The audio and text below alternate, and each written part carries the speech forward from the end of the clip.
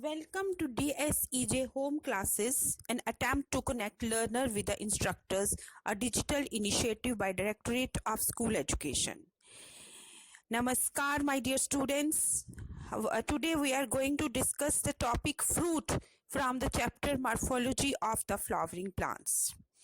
Dear students, it's not easy to define the term fruit. For a common man, fruit means a sweet, juicy, pulpy, colored, aromatic structure that encloses the seeds. But botanically, the fruit is a characteristic feature of the flowering plants and it can be defined as a ripened ovary. The fruit is the ripened ovary. A fruit develops from the ripe ovary or any floral parts. On the basis of floral parts, they develop fruits and then they are divided into various types of fruits. The fruit wall is commonly called as the pericarp. So before we start with the various types of the fruit on various bases on which they are divided into various types, let's have a look at the generalized structure of the fruit. So dear students, as I told you that fruit is the ripened ovary. This is the ovary which after the stimulus of fertilization develops into a fruit, and the fruit wall is called as the pericarp. And the pericarp in turn is made up of three layers. The outermost layer is called as the exocarp. The middle layer is called the mesocarp and the innermost layer is called the endocarp. And inside, in between, it bears the seed which is developed from the ovule. Now, when we talk about the edible portion or the fleshy portion of the fruit, it could be variable, and accordingly exocarp, mesocarp and endocarp. For example, here in this figure you can see that mesocarp is the juicy appearance, but despite the same layers, for example, you can see in these layers, in these fruits, the grape which is a berry and the lime citrus fruit. In case of citrus fruit, it is the endocarp which is the edible portion. The endocarp is the edible portion, whereas the mesocarp and the epicarp, they are little papery or little dry, leathery. In the same way, here you can see it's the mesocarp which is the edible portion, whereas the endocarp is making a scaly plastic-like covering around the seed, whereas epicarp is papery and very, very thin. So epicarp, mesocarp and endocarp are the three layers of the fruit, and they together they make up the pericarp, and inside is the seed. Now in nature we have different types of the seeds, and accordingly on the basis of the floral part from which they develop, the fruits are divided into various types. For example, they could be true fruit, they could be false fruit, but all the fruits, even the fruit could be developed from without the fertilization. Whatsoever is the division of the fruit, the fruits, the branch of horticulture which deals with the study of the fruits and their cultivation is called as pomology. And every time for the formation of the fruit, generally fertilization acts as a stimulus for the development of the ovary into fruit. What I mean to say by this line is that whenever the fertilization takes place in the angiosperms, the development of the ripening of the ovary starts. So it's some chemical change or the hormonal change which occurs in the ovary, and the ovary starts developing into the fruit. But one thing which must be mentioned here, that ovary may develop into a fruit without the fertilization. This phenomena of development of fruit without fertilization is called as parthenocarpy, and such fruits which develop as a result of parthenocarpy are called as the parthenocarpic fruits. Now, as a result of parthenocarpy, the fruits will be devoid of the seeds, and which may be of very welcoming note in some of the horticultural practices, and as such the horticulturists have started developing parthenocarpic fruits artificially by providing the hormonal stimulus by which, even without the fertilization, the fruit develops into the ovary, and sometimes it's a very important from the commercial point of the point of view. However, the some fruits where it is seen naturally, some fruits where the parthenocarpy is seen naturally are the banana is the most important. Then in pineapple, it's also seen in grapes and in guava. These are some parthenocarpic fruits. However, it is obtained in a number of other fruits nowadays because people like to have a fruit without seeds, and therefore commercially it becomes important and can be induced artificially. So after parthenocarpy, I would like to tell you that on the basis of which floral part the fruit develops, from which floral part the fruit develops, the fruits are divided into two types: the true fruits and the false fruit. Now, what is true fruit? The true fruit is that fruit when the fruit develops, or true fruit is also called as the eucarp, is a mature or the ripened ovary developed after fertilization.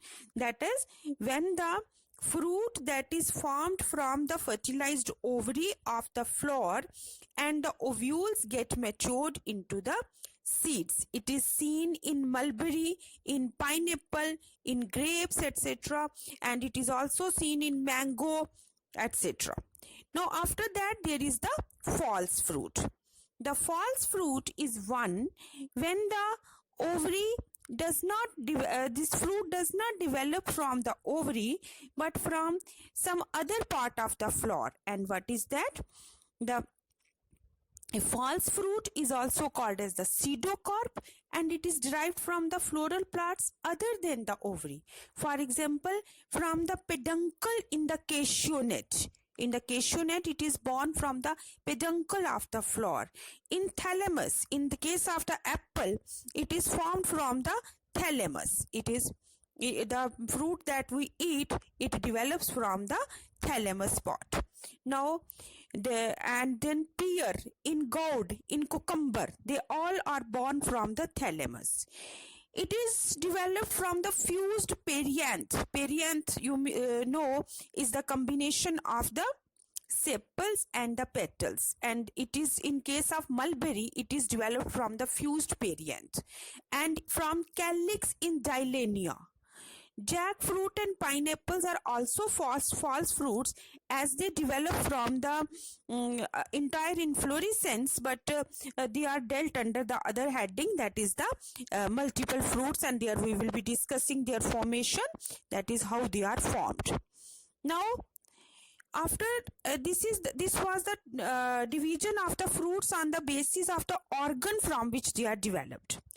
Now, on the basis of the complexity, that is, either they are born from the fruits are born from the single carpel of the single flower, or multiple carpels of the same single flower, or multiple flowers of the same inflorescence. We have again divided the fruits into various types, and these various types of the fruits, they are divided into three categories. These are the simple fruits. This is a simple fruit which develops from the single ovary of a single flower. Then second one is the aggregate fruit which develops from the single apocarpous flower. In the last lecture I told you apocarpous is the ovary, is that gynoecium in which the carpels are not fused with each other, and hence they form, when the fruit develops from such a carpel, it is called as the aggregate fruit. Simple fruit, aggregate fruit, and the third one is the multiple fruit which develops from the flowers of the whole inflorescence.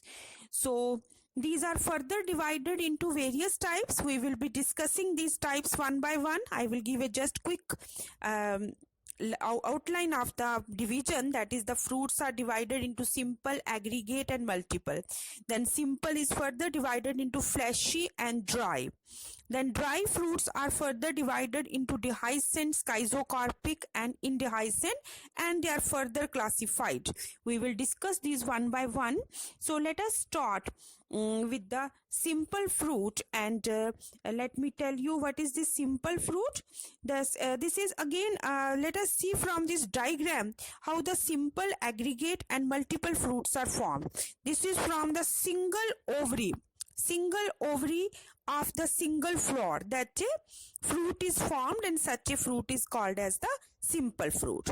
Then this is aggregate fruit, where the fruit is formed from the single flower but many ovaries, and here this is called the aggregate fruit. And the multiple fruit, where the fruit is formed from the whole inflorescence. So this is the diagrammatic representation of three types of fruits, and now we will be discussing the types one by one. First, I am discussing the simple fleshy fruit types. The simple fleshy fruit types, as you can see here, this is further subdivided into various types, and these various types are berry, drupe, pepo, hesperidium, pome and blastula. Now let me tell you how they look like when they diagrammatically. This is a diagrammatic representation of these fruits, and first of all we will discuss the berry. Now berry is a type of the fruit. It is a simple fruit in such a way that the this is fleshy, where the pericarp is significantly differentiated into this fleshy fruit, in which there is no hard part except the seed. Pericarp is differentiated into epicarp. This I am talking about berry fruit, where the pericarp is differentiated into epicarp, mesocarp and endocarp. One or the other of these layers may form pulp in which the seeds are embedded, which generally gets detached from the placenta here in the berry. Now in this case, the fruits derived from the superior ovary are called superior or true berries, as in the brinjal, grapes, tomato, etc. False berries are derived from the inferior ovary, and thalamus and pericarp are fused, as in case of banana, guava, etc. Now with little variations, these show the various types are seen here. Now we will talk about the drupe fruit. The pericarp, the drupe, which is the example of the drupe is the mango. The pericarp or the fruit wall is differentiated into epicarp, which is the skin of the fruit in case of mango, fleshy mesocarp and stony endocarp. Hence, it is also called as the stone fruit. And apart from mango, it is also found in the coconut, peach, almond, trapa, etc. In mango, the mesocarp is juicy and edible. In coconut, mesocarp is fibrous and edible part is endocarp. In almond, epicarp and mesocarp get peeled off, and only hard endocarp can be seen, as in the marketed fruit. The edible part here is the cotyledon. However, it is the variety is the this drupe. And then there is the hesperidium. This is found in the citrus fruits, hesperidium. It develops from the polycarpillary syncarpus superior multilocular ovary from the axile placentation here. Epicarp forms the leathery peeling, as you can see in the lemon. Mesocarp is in the form of fibers, while the endocarp projects inwards, forming distinct chambers from which juicy ingrowths in the form of hair arise, which form the edible fat. See, all citrus fruits are hesperidium, and this is the orange, lemon, etc. all belong to this category of the fruit, to which we call the hesperidium. Now the next is the pepo fruit. Pepo, the in the pepo fruit, this is the diagram of the pepo fruit. This is a diagram of the pepo fruit, and what happens over here, this develops from the inferior ovary, which is unilocular or fleshy, falsely trilocular, having parietal placentation, and the seeds remain attached to the placenta, and the outer ring is hard, as in case of cucurbits. And then is the pome. The example is the apple. Here the fruit develops from the actually the edible portion is the thalamus, but the apicarp, it forms the leathery skin. The mesocarp is edible and endocarp is scaly, and this is the pome fruit. Then we come to the next category of the fruit after the fleshy ones, that the dry fruits. Now so far as the dry fruits are concerned, they are further categorized into three types, and the three types of the fruits are dehiscent, indehiscent, and schizocarpic. What is the difference between these three types? Let us discuss this one by one. The dry fruits, these fruits are not fleshy at all, and their pericarp, or the fruit wall, is not distinguished into three layers as we saw in case of fleshy fruits. And in case of dry fruits, there is a dehiscent fruit which splits open after on ripening to disperse the seeds, and its types are the follicle, legume, silica, capsule, etc. Indehiscent fruits are those which do not split on open on ripening, and examples are achene, caryopsis, cypsela, samara, nut, etc. The schizocarpic fruit is in between these two types. This is multilocular, many-seeded fruit, and here what happens, that in between this many-seeded, multilocular, and on ripening it splits into closed, one-chambered, indehiscent parts, which are called as the merocarps. These fruits fall in between the two types, dehiscent and the indehiscent. These are in between. Here the fruit wall divides into one seeded segments, which are called as the merocarps, but merocarps remains unruptured. And the various types of the seeds that you can see in simple dry fruits are the achenes, then the nut, samara, caryopsis, cypsela, and then is the atricle. These are the various types of the dry fruits which are indehiscent. And then next is these are the dehiscent fruit, which includes legumes, follicles of the calotropis, silicula, and silica and silicula. And the next one is the schizocarpic fruit, which includes lomentum, etc. And little bit variations between these various types of the dry fruits we can discuss. That is, in case of the dry fruits, for example, in case of dehiscent fruits, the legume develops from the superior monocarpillary unilocular ovary, and at maturity the fruit dehisces along the both the structures, that is ventral as well as the dorsal. Here is the figure of this like this. Now ventral, or as well as, it is characteristic of family Leguminosae. The follicle, it is similar to legume, but it dehisces only along the ventral suture. Then is the silica. Silica develops from bicarpillary silica. This one, the silica develops from the bicarpillary syncarpus superior ovary. Its example is the mustard, brassica. The ovary is unilocular but becomes bilocular due to the false septum called as the rhaplum. The rhaplum is the identifying feature of this fruit. And similarly, there is a silicula, a short flattened silica is called as silicula. It is almost as broad as long, only this is the difference.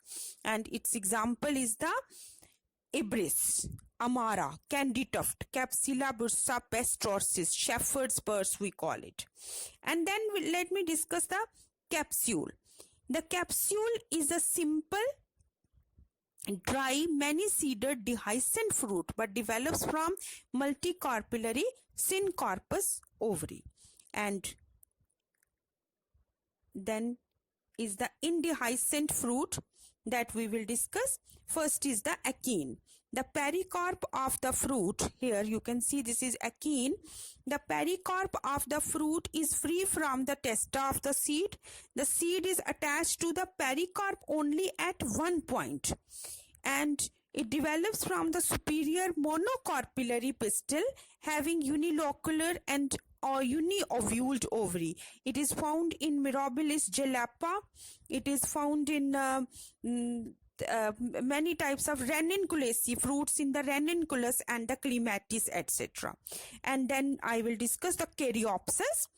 It is similar to achene except that in this case the pericarp and testa are inseparably fused as in cereals. It is characteristic feature of the families grasses. In the wheat and the maize we find this Caryopsis type of the seed. And then is the Cypsela. The Cypsela, here is the fruit, you can see dandelion. It is characteristic feature of the family Compositae. The fruit wall is free from the testa, and a typical feature of the fruit is presence of the pappus. This one, this pappus are the crown like here.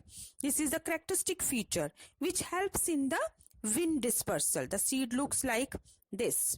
This is the Cypsela, and this is found in the Sonchus, dandelion, etc. Now the next is the Samara. In Samara fruit, this is the winged fruit. It develops from monocarpillary. This is the Samara fruit. This develops from the monocarpillary pistil with superior unilocular uniovuled ovary. The pericarp here is expanded in the form of the wings, which is in fact the mechanism which helps in the dispersal of the seed. And this is example is the Holopetalea and the elm, etc. And next is the nut. The nut is, this is the nut. This is the nut. Now what is the structure of in the nut? That the pericarp is harder and leathery or woody. It may develop from the simple or the compound pistil with superior or the inferior ovary. Its example is the quercus, oak. It is a typical example. Then lychee, cashew nut, trapa, etc. In case of lychee, the pericarp is hard and leathery. Edible part is aril, which is an outgrowth from the testa from the micropylar end, and it becomes juicy. These are the types of the indehiscent fruits. We discussed the this dehiscent fruit and the schizocarpic fruit now on our way. Now what is the schizocarpic fruit? They are showing a little in between structure of the in between structure of the dehiscent and indehiscent fruits. Actually what happens that in case of schizocarpic, the fruit develops dehisces, it shows splitting, but the nuts, the seeds are then arranged in the structures called as the mericarp, which never dehisce. Now next is the aggregate fruit. Dear students, I told you the aggregate fruit, it is developed from the single flower with the monocarpillary or the single apocarpus flower. Apocarpus means, I told you in the last lecture, the carpels are not fused. The ovary is superior. Each carpel develops into fruitlet. Hence, the aggregate fruit has a cluster of the fruitlets attached to the common stalk. And now, in case of aggregate fruit, we have several examples. The first is the etario of the achenes. These are the aggregate fruiting structures. First is the aggregate of achenes. It is found in Fragaria, strawberry. It is found here. It is found in strawberry, rose, ranunculus, lotus, nelumbium. Here each fruitlet is an achene, and achenes are hairy. In rose, many achenes are present on the saucer cup-shaped thalamus. In lotus, these are the thalamus becomes spongy and some achenes are embedded in it. In strawberry, the Fragaria, the thalamus is fleshy and becomes red on maturation, and that is the edible part. Then is that there could be eterios of the follicles. Eterio word stands for group aggregation of the fruitlets. The eterio of follicles that is seen in Calotropis, aconitum. Now fruitlets from each flower with two fruitlets develop from the one flower as in the Calotropis. Now this is the eterio of the follicles. There could be etario of samaras, as we just studied the samara type of the fruit, that is winged feature. This is seen, it can be seen in Ailanthus, where the many winged samaras develop from the one flower. There could be etario of the berries. There could be etario of the etario of berries, then etario of drupes, etc. There could be these could be like this. Now next is the multiple fruits, and in the multiple fruits we have the different orientation that develops from the entire inflorescence. That is, till now we were studying that the fruit could develop either from the single ovary or from many ovaries, apocarpus ovary. But in composite fruit, the fruit develops from the entire inflorescence. And here we will discuss two types, sorosis and cyconus. First, I will talk about sorosis. This type of fruit is found in mulberry, in pineapple, in jackfruit. In jackfruit is the kathal. These fruits are derived from the catkin, spike and spadix type of the inflorescence. All these inflorescence types we have studied in the topic inflorescence. Mulberry, the Morus indica. The fruit develops from the catkin, in which the fleshy perianth encloses dry achenes. In jackfruit or the kathal, thick club-shaped peduncle has the flowers arranged on it. The fertile fruits have juicy edible perianth and lobes, and the bracts form more or less juicy chaffs around them. Each for example, in pineapple, Ananas sativus, the ovaries are not so conspicuous, edible portion being formed by the peduncle, perianth and the bract. Each polygonal area on the surface represents a flower. The fruit develops from the intercalary spike. Now next is the cyconus. The cyconus, which is develops from the type of the inflorescence called as the Hypanthodium inflorescence. We have discussed it in the ficus. The fruit from the Hypanthodium type of inflorescence, and it is a characteristic of ficus. For example, in banyan, the female flowers within the, here is the fruit, the female flowers within the closed receptacle becomes fleshy of the inflorescence, develops into achenes, giving rise to multiple fruits of the achenes. So these are the various types of the fruits. That's all for the topic fruit. Thank you. Stay safe till we meet next time. God bless you.